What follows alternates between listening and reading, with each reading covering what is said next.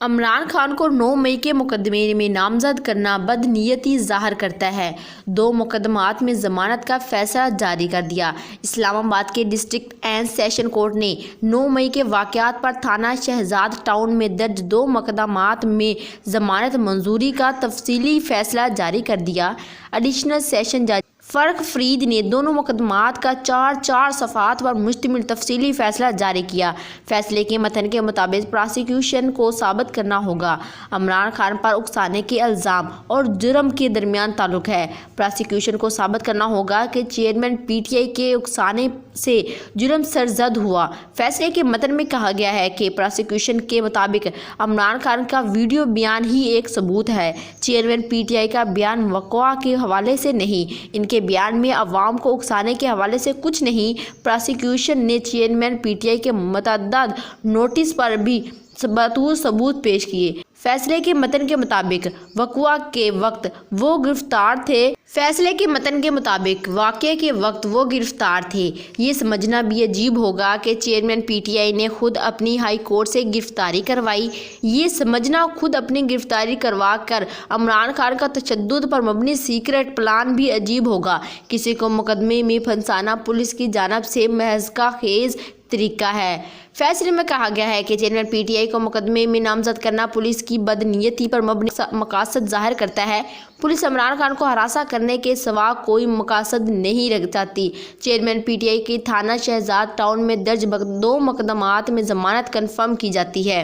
قومی اسمبلی کی قائمہ کمیٹی اطلاعات نے پیرمرا ترمیم بل سن 2023 منظور کر لیا ہے۔ دوسری قومی اسمبلی کی قائمہ کمیٹی اطلاعات و نشریات نے Pakistan electronic media regulatory authority ترمیم بل سن 2023 منظور کر لیا۔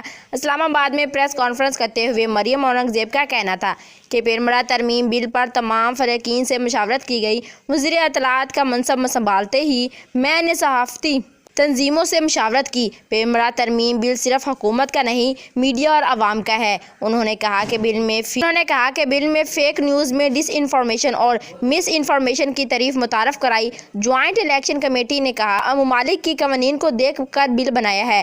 جو بل پر تنقید کر رہے ہیں یقین سے کہتی ہوں انہوں نے بل نہیں پڑھا۔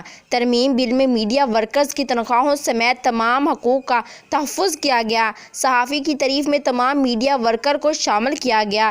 مریم اورنگزیب کا کہنا تھا کہ بل کے ایک پوائنٹ پر مشاورت ہوئی۔ متعارف میں بل کے مقاصد کو بیان کیا گیا۔ بل میں مصدقہ خبر، تحمل و برداشت، بچوں سے متعلق مواد کی شقیں شامل ہیں۔ توانائی، سپورٹس، بین المذہبی ہم آہنگی سے متعلق شقیں بھی شامل کی گئی ہیں۔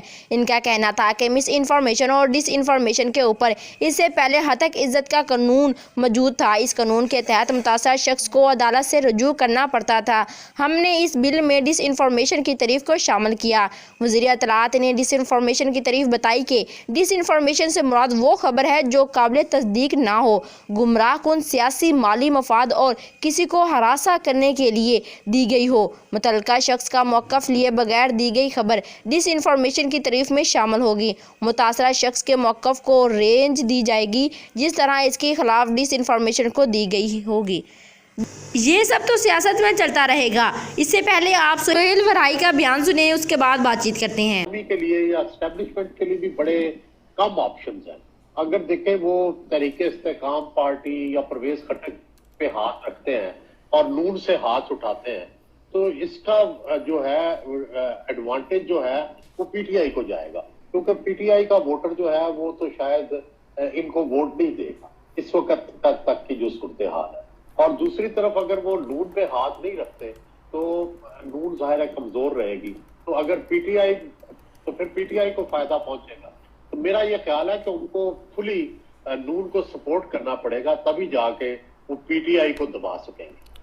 اور ایک اہم خبر آپ کو دیتی چلوں کہ پہلے دبئی میں شریف خاندان نے ڈیرے ڈالے ہوئے تھے اور اب آصف علی زرداری اہم سیاسی ملاقاتیں کرنے دبئی پہنچ گئے ہیں۔ पाकिस्तान पीपल्स पार्टी के शरीक चेयरमैन और साबिक सदर आसफ अली जरदारी खुसूसी त्यारे से दुबई पहुंच गए। साबका सदर की दुबई में अहम सियासी मुलाकातें मुतवक्का हैं। ज़राए के मुताबिक आसफ अली जरदारी चंद दिन दुबई में क़याम के बाद वापस वतन आएंगे। उम्मीद करती हूँ कि आपको ये मेरी वीडियो बहुत ही पसंद आएगी। अगर मेरी वीडियो पसंद आए तो वीडियो को लाइक और शेयर ज़रूर कीजिएगा और कमेंट में बताइएगा कि आपका फेवरेट सियासतदान कौन सा है। और इस तरह की मज़ीद पाकिस्तानी पॉलिटिक्स से लेटेस्ट न्यूज़ हासिल करने के लिए मेरे चैनल को सब्सक्राइब कर दें ताकि मेरे आने वाली हर वीडियो को नोटिफिकेशन आपको सबसे पहले मिल जाए। थैंक्स।